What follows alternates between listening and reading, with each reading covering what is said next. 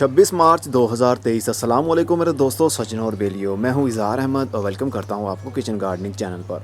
जब आप नर्सरी से पौधा लाते हैं तो वो किसी ना किसी वजह से मर जाता है या उसको दूसरे गमले के अंदर शिफ्ट करते हैं तब वो मर जाता है। अगर आपको भी यही इशू फेस करना पड़ता है तो ये वीडियो आपके लिए ही बन रही है। मेरे होते हुए घबराने की ज़रूरत बिल्कुल भी नहीं है। मैं आपको प्रैक्टिकल गमलों के अंदर पौधों को शिफ्ट करके बताऊंगा कि नर्सरी से लाया हुआ पौधा आपने कैसे सेफली गमले के अंदर शिफ्ट या ट्रांसप्लांट करना है। किन पौधों को हम बोल सकते हैं कि ये हम शिफ्ट कर रहे हैं और किन पौधों के लिए वो लफ्ज़ इस्तेमाल होगा जिसको हम कहते हैं ट्रांसप्लांट कर रहे हैं। तो ट्रांसप्लांटिंग और शिफ्टिंग के बीच में क्या फ़र्क है, आज की वीडियो में हम देखते हैं। सबसे पहले तो एक टिप है आपके लिए, जब भी आप नर्सरी से कोई पौधा लेकर आएँ तो वहाँ पर बहुत सारे ढेरों गमले पड़े होते हैं और ज़्यादातर नर्सरीज़ की मिट्टी कच्ची होती है, मतलब वो पक्का फर्श नहीं होता, ईंटें नहीं लगाई होती, उन्होंने कच्ची जगह पर ही बहुत सारे मिट्टी के या प्लास्टिक के गमले रखे होते हैं। और पौधों की ग्रोथ भी बहुत अच्छी चल रही होती है, लश ग्रीन होते हैं, फूलों पर भी होते हैं। लेकिन आपने ऐसा पौधा ख़रीदना है जिसकी जड़ मिट्टी के अंदर ना गई हो। जैसा कि ये गमला पड़ा हुआ है, इसको आप थोड़ा सा हटा कर देख लीजिए, नीचे से आपको नज़र आ जाएगा। अगर तो इसकी जड़ें मिट्टी के अंदर गई हुई हैं तो फिर ये पौधा आप इंतखाब मत कीजिए इसकी जगह कोई और पौधा आप देख लीजिए, क्योंकि बहुत से लोगों से ऐसे पौधों की हिफाजत नहीं हो पाती और वो मर जाते हैं। लेकिन जो पक्के पौधे होते हैं उनको कोई प्रॉब्लम नहीं होती। जैसा कि ये थ्यूजा का प्लांट है जिसको मोरपंख भी कहते हैं, जिसको सरू का पौधा भी कहते हैं। अगर तो इसकी जड़ें मिट्टी के अंदर लगी भी होंगी तो इसको काट कर आप अलग कर भी लेंगे तो भी ये पौधा स्ट्रेस में नहीं जाएगा, ये यहीं से ग्रोथ शुरू कर देगा। फूलों वाले पौधों के साथ ज़्यादातर ऐसा इशू होता है, जैसा कि गुलाब का पौधा हो गया, चाहे वो इंग्लिश रोज़ हो चाहे वो देसी रोज़ हो। जब उसकी जड़ों को एक मरतबा स्ट्रेस मिलता है तो वो पौधा मुरझाने लगता है, एक मरतबा उसके पत्ते गिर जाते हैं। चाहे वो लेमन प्लांट का पौधा हो, वो भी एक मरतबा स्ट्रेस में चला जाएगा अगर इसकी जड़ों को हवा लग गई तो एक बार इसके पत्ते गिर जाएंगे। अमरूद का पौधा भी ऐसे ही है, ज़्यादातर पौधों के साथ ऐसी ही प्रॉब्लम होगी। अगर कड़ी पत्ता का पौधा आप नर्सरी से लेते हैं उसके साथ भी यही प्रॉब्लम होगी। जब उसकी जड़ों को काटा जाएगा तो घर में आते आते ही उसके पत्ते लटकने लग जाएंगे। 24 घंटे के अंदर उसके सारे पत्ते लटक जाएंगे और सारे ही एक मरतबा गिर जाएंगे। वो 5 दिन में गिरें या 10 दिन में गिरें, एक मरतबा उसके सारे पत्ते गिरने हैं, उसके बाद नए सिरे से ग्रोथ होगी। तो ऐसे पौधों की हिफाजत कैसे करनी है वही तो आपको बताने वाला हूँ। अब जैसा कि ये सैंचेजिया प्लांट है, इसकी कलमें मैंने लगाई थी, तो अगर ऐसा पौधा भी जिसकी जड़ मिट्टी के अंदर लगी हुई है, मतलब ज़मीन के अंदर गई हुई है और उसकी जड़ों को आपने काट दिया, अगर जड़ों को हवा लग गई तो फिर पौधा ऊपर से भी एक मरतबा अपनी ग्रोथ को रोक देगा। कुछ ही घंटों के अंदर इसके पत्ते नीचे लटकना शुरू हो जाएंगे, जैसे कि पानी की इनको कमी हो गई हो। लेकिन जब हम पानी देंगे तो इनकी जड़ें और भी स्ट्रेस में चली जाएंगी, क्योंकि वो पानी को ले नहीं पा रही, क्योंकि इनकी जड़ों को हवा लग गई है। इनको थोड़ा टाइम चाहिए स्टेबल होने के लिए। नई जगह पर आने पर इसको थोड़ा सा टाइम लगता है खुद को संभालने में। उसके बाद इसकी दोबारा से ग्रोथ शुरू होती है, पत्ते सम टाइम गिर जाते हैं और सम टाइम दोबारा से खड़े होने लगते हैं। अगर तो जड़ें नहीं टूटी, जैसा कि ये पूरी कुल्फी ही मैंने बाहर निकाल ली है। अब इसकी जड़ों को हवा यहाँ पर तो लग गई है, लेकिन इस मिट्टी के अंदर जो जड़ें हैं उनको हवा नहीं लगी है, इसलिए इनको हम शिफ्ट करेंगे तो फिर पौधे के पत्ते गिरेंगे नहीं और ना ही वो लटकेंगे। आपको समझाने के लिए मैंने 3 पौधे आपके सामने रखे हैं। एक तो वो जिसको हमने बिल्कुल नहीं छेड़ा, गमला हमने नर्सरी से ऐसा चूज़ किया जिसकी जड़ें मिट्टी के अंदर नहीं जा रही थी। वो वाले पौधे से रूट बाउल को ऐसे ही हमने बाहर निकाला, लेकिन मिट्टी हटी नहीं है, इसकी कोई प्रॉब्लम नहीं है, इसको हम शिफ्ट करेंगे, इसको बोलेंगे हम शिफ्ट कर रहे हैं। और एक ऐसा पौधा जिसकी जड़ें मिट्टी के अंदर गई हुई थी, जब हमने गमले को उठाया बहुत सारी जड़ें नीचे से टूट गईं उस पौधे में, और उसके साथ कोई जड़ ना हो, बिल्कुल एक जैसा ही मेथड फॉलो करेंगे हम।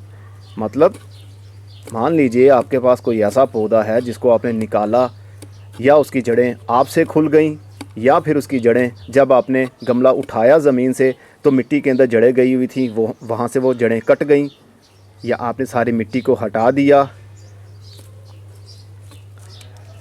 अब इसकी जड़ों को लग गई है हवा, इसके साथ मिट्टी बिल्कुल भी नहीं है। अब अगर इस पौधे को हम शिफ्ट करेंगे तो एक मरतबा ये पौधा स्ट्रेस में ज़रूर जाएगा, क्योंकि जड़ों को हवा लग गई है। इसको हम बोलेंगे ट्रांसप्लांट करना। और एक ऐसा पौधा हम शिफ्ट करने वाले हैं जिसकी उम्र ज़्यादा नहीं है और वो काफ़ी छोटा भी है, इसको भी हम बोलेंगे शिफ्ट कर रहे हैं। बड़े गमले में करें, छोटे में करें, ज़मीन में करें, जहाँ पर भी करें, हम इसको बोलेंगे शिफ्ट कर रहे हैं। अब इनमें से हमने खाद किसको देनी है, ज़रा कान लगा कर सुनिएगा। ऐसे गमले में से निकला हुआ पौधा जिसकी जड़ें गमले के सुराख से नीचे ज़मीन में नहीं घुसी हुई थी, उसको एज इट इज़ हमने बाहर निकाल लिया, उसका रूट बाउल नहीं टूटा, तो इसको हम शिफ्ट कर रहे हैं। लेकिन इसके साथ हम खाद भी ऐड कर सकते हैं, पौधे के लिए अच्छी मानी जाएगी। और ऐसा पौधा जिसकी जड़ें कट चुकी हैं या टूट चुकी हैं या उसकी जड़ों को हवा लग चुकी है, जिस पौधे को हम ट्रांसप्लांट कर रहे हैं उसको खाद हम नहीं देंगे। उसकी वजह यह है कि ये पौधा अब स्ट्रेस में चला जाएगा, परेशानी के आलम में जाएगा। हो सकता है कि ये बीमार रहे कुछ दिन के लिए। तो बीमारी के आलम में कभी भी ज़्यादा ताकत वाली खुराक नहीं खिलाई जाती, भले वो इंसान हो या जानवर हो या फिर पौधे हों, जब तक कि वो स्टेबल ना हो जाएं। और एक ऐसा पौधा जिसकी जड़ों को हवा भी नहीं लगी है, उसका रूट बाउल भी ठीक है, लेकिन इसकी उम्र कम है, इस पौधे को हम खाद तो दे सकते हैं लेकिन ज़्यादा खाद नहीं। कितनी खाद अभी बात करते हैं, पहले इनको हम शिफ्ट करते हैं। सबसे पहले हम उस पौधे को ट्रांसप्लांट कर लेते हैं जिनकी जड़ों को हवा लग चुकी है। अगर ऐसे पौधों को ट्रांसप्लांटिंग में थोड़ा टाइम लग जाए तो फिर ये और भी स्ट्रेस में जाएंगे, परेशान हो जाएंगे। इसलिए सबसे पहले ऐसे पौधों को ही ट्रांसप्लांट करना है। लेकिन ऐसे पौधों को ट्रांसप्लांट आपने धूप में नहीं करना, इसको हमेशा छाँव वाले जगह पर ही करना है, या तो शाम के टाइम। ये पौधा मिराबिलिस जलापा का है, जिसको गुले अब्बासी भी कहते हैं। पौधा तो काफ़ी हार्डी होता है, लेकिन ट्रांसप्लांटिंग का शौक़ तो आप समझ सकते हैं। इनकी जड़ों को हवा लग गई है, इसलिए ये थोड़े से परेशानी में जाएंगे। नीचे वाले पत्ते तोड़ दीजिए जो मिट्टी के साथ टच ना हो, क्योंकि अगले आने वाले कुछ घंटों में इनके पत्ते और भी नीचे लटक जाएंगे। तो मिट्टी और पानी के साथ टच रहने की वजह से भी यहाँ से ये गल सकते हैं। ट्रांसप्लांटिंग के फ़ौरन बाद में हम पानी देंगे, पानी की कमी इनको नहीं होने देंगे। ऐसे पौधों के लिए हाली मिट्टी का इंतखाब किया जाए तो भी सही रहता है। अगर 3 हिस्से मिट्टी या 1 हिस्सा गाय का गोबर भी मिक्स कर लें तब भी ठीक रहता है। अगर आपकी मिट्टी सख्त है, आधी कोकोपीट और आधी मिट्टी को मिक्स कर लीजिए तब भी ठीक है। अगर आपके पास कोकोपीट नहीं है, मिट्टी सख्त है, तो आधी मिट्टी आधी रेत मिक्स कर लीजिए तब भी ठीक है। लेकिन इसमें ऐसी चीज़ का इस्तेमाल नहीं करना जिसमें हीट ज़्यादा हो, मतलब गाय का गोबर, कोई सी भी खाद, इवन के पत्तों की खाद भी हम इसके अंदर इस स्टेज के ऊपर ऐड नहीं करते, क्योंकि पत्ते ऑर्गेनिक मैटर है। वो मिट्टी के अंदर पड़े पड़े डिकम्पोज होना शुरू हो जाएंगे, गलना शुरू हो जाएंगे। गलने की वजह से उनको कौन गलाएगा? फंगस। तो फंगस की वजह से पत्ते गलेंगे तो हो सकता है जो रूट्स हैं उनको भी फंगस लग जाए, वो भी गलना शुरू हो जाए।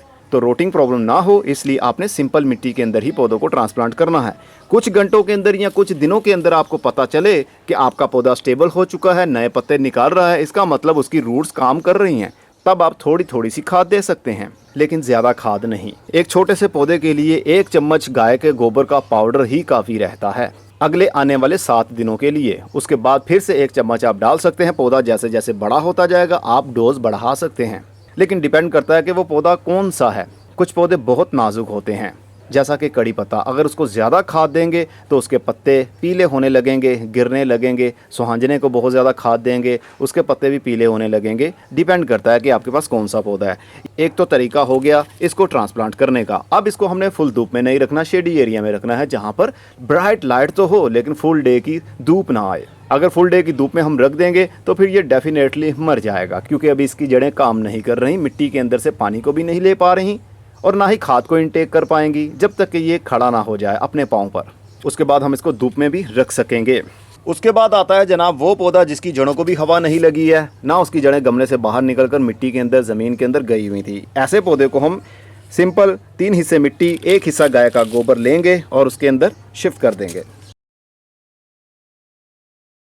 अगर आपने कोई खाद मिट्टी के अंदर मिक्स नहीं की थी, पुरानी मिट्टी थी, जैसा कि मेरी पुरानी मिट्टी है, मैंने अभी कोई गाय का गोबर इसके अंदर मिक्स नहीं किया है, वही पुराने गमलों में से पुरानी मिट्टी निकलती रहती है, उसको मैं बार बार रीयूज़ करता रहता हूँ। लेकिन इसके अंदर फर्टिलिटी कम हो जाती है, क्योंकि इसके अंदर जो पहले पौधे लगे हुए थे उन्होंने काफ़ी हद तक इसके अंदर से खाद ले ली होगी, इसलिए फर्टिलिटी थोड़ी सी कम हो जाती है। तो फर्टिलिटी को बढ़ाने के लिए हम कंपोस्ट का इस्तेमाल कर सकते हैं। ये शुगर कैन मड कंपोस्ट है, जो शुगर मिल्स होती हैं वहाँ से ये गुड़ उबालते वक्त निकलता है, छानते हैं, वो काली काली सी झाग आ रही होती है, उसको जब निकालते हैं तो ये वो कंपोस्ट है।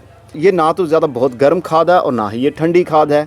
बस ये मिट्टी को थोड़ी पोरस कर सकती है, नरम कर सकती है, ड्रेनेज अच्छा बना सकती है। लेकिन मिट्टी के अंदर ज़्यादातर केचवे इससे पैदा नहीं होंगे। केचवे सबसे ज़्यादा पैदा होंगे गाय के गोबर की वजह से। तो कंपोस्ट कोई सी भी हो, आपने थोड़ी सी मिट्टी के ऊपर डाल देनी है। क्योंकि इस पौधे की जड़ों को हवा नहीं लगी हुई, जड़ें नहीं टूटी हुई, इसलिए हम 1 मुट्ठी या 2 मुट्ठी भी खाद ले सकते हैं। लेकिन अगर गाय का गोबर आप डाल रहे हैं तो फिर आधी मुट्ठी पौधे के लिए काफ़ी रहेगी। अगर ज़्यादा देंगे, अगर गोबर डिकम्पोज नहीं है तो फिर आपके पौधे की जड़ें गल सकती हैं, क्योंकि अमोनिया और मीथेन गैस प्रोड्यूस होगी जब पानी और मिट्टी लगेगी और गाय का गोबर मिट्टी के नीचे वाली साइड पर होगा तो गैसेस छोड़ेगा, जिस वजह से आपके पौधे की जड़ें गल जाएंगी। इसलिए थोड़ा सा इस्तेमाल करना है। अगर गाय का गोबर पूरी डिकम्पोज है तो फिर आप उसका ज़्यादा इस्तेमाल भी कर सकते हैं, लेकिन क्या ज़रूरत है। मुनासिब इस्तेमाल कीजिए, आपके पौधों की जान नहीं जाएगी। हमेशा हमारे पौधों की जान ज़्यादा खाद इस्तेमाल करने की वजह से ही जाती है। ऐसा कभी नहीं होगा आपने पौधे को खाद नहीं दी और आपका पौधा मर गया। हमेशा आपका पौधा तभी मरेगा जब आप उसको खाद देंगे और उसका इस्तेमाल कुछ ज़्यादा ही कर लेंगे। खाद ना देने से कभी पौधा आपका नहीं मरता। अब इस पौधे को, क्योंकि इसको कोई हवा नहीं लगी थी, अगर इस पौधे को धूप पसंद है तो इसको हम अभी से फुल धूप वाली जगह पर रख सकते हैं। इसको ज़्यादा पानी मिल जाए तो भी कोई प्रॉब्लम नहीं होगी, क्योंकि इसकी जड़ें अभी काम कर रही हैं। जड़ें कटी नहीं थी, ना वो गलेंगी। लेकिन सैंचेज़िया प्लांट शेडी एरिया में अच्छी ग्रोथ करता है, इसलिए हम इसको शेडी एरिया में ही रखेंगे। धूप में रखकर इस पौधे की जान नहीं लेंगे। इसलिए हमें पता होना चाहिए कौन से पौधे को धूप पसंद है, कौन से को छाँव। तो ये वक्त के साथ साथ आपको आता है। जैसे जैसे आपका हॉबी पुराना होता जाएगा वैसे वैसे सब कुछ पता चलता जाएगा।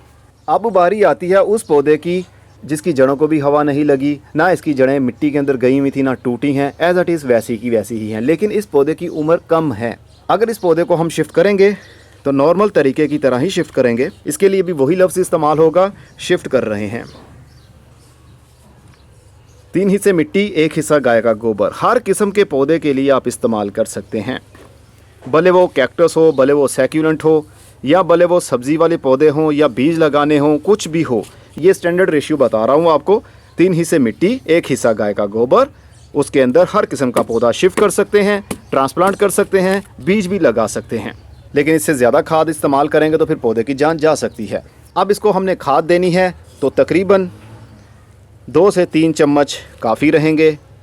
अगर गाय का गोबर आप इस्तेमाल कर रहे हैं तो फिर 1 टीस्पून या 1 टेबलस्पून पाउडर गाय के गोबर का, बकरी की मेंगनी हो उसका पाउडर बना हो उसका भी 1 चम्मच ही इस्तेमाल करना है। गोबर कोई सा भी हो, कोई सा भी ऐसा जानवर जो सिर्फ घास खाता हो, गोश्त, हड्डियाँ या इसके अलावा कुछ और ना खाता हो, सिर्फ ऑर्गेनिक मैटर ही खाता हो, जो ज़मीन से उगता है वही खाता है, उसके गोबर का 1 चम्मच आप इस्तेमाल कर सकते हैं। दूसरे पौधों की तरह इसको भी हम पानी देंगे, और पानी देने के बाद इसको भी हम ऐसी जगह पर रख सकते हैं जो इसको पसंद हो। धूप वाला पौधा है तो फुल धूप में अभी से रख सकते हैं, क्योंकि इसकी जड़ों को हवा नहीं लगी और ना ही इसकी जड़ें टूटी हैं, तो घबराने की ज़रूरत बिल्कुल भी नहीं है। और जो इसका वेस्ट निकला है, मतलब जो हमने पौधे से जड़ें हटाई हैं, ये कभी भी वेस्ट मत समझिएगा, क्योंकि इसके अंदर माइक्रो ऑर्गेनिज़म ज़िंदा हैं। बायोलॉजी की पूरी टीम इसके अंदर मौजूद है, जिसमें बैक्टीरिया भी हैं और फंगस भी है। इसको बोलते हैं लिविंग सॉइल। एक डेड सॉइल होती है जिसके अंदर ना तो बैक्टीरिया होता है, ना कोई कीड़ा होता है और ना ही कोई फंगस, उसको हम डेड सॉइल बोलते हैं, जिसका कोई इस्तेमाल करने का फ़ायदा ख़ास नहीं होता। लेकिन जब इसके अंदर पौधे की जड़ें जाएंगी, पानी लगता रहेगा, तो इसके अंदर माइक्रो ऑर्गेनिज़म पैदा होने लगते हैं।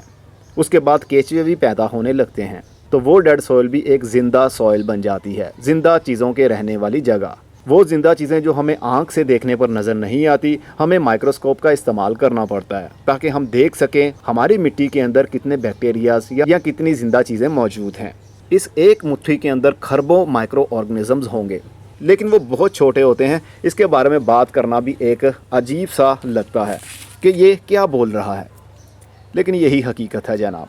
तो ये जनाब हमने 3 पौधे शिफ्ट कर लिए हैं। उम्मीद है कि आपको बहुत ही डिटेल से मैंने समझाने की कोशिश की है और आपकी समझ में वो चीज़ें आ गई होंगी। आप भी अपने पौधों को अब ऐसे ही नर्सरी से लाकर पौधों को शिफ्ट करना हुआ शिफ्ट करेंगे, ट्रांसप्लांट करना हुआ ट्रांसप्लांट करेंगे। किसको कितनी खाद देनी है ये भी आपको पता चल गया। अब मैं चलता हूँ, अपना बहुत सा ख्याल रखिएगा। अगली वीडियो में फिर किसी नई इन्फॉर्मेशन के साथ मिलेंगे, तब तक के लिए खुदा हाफिज़।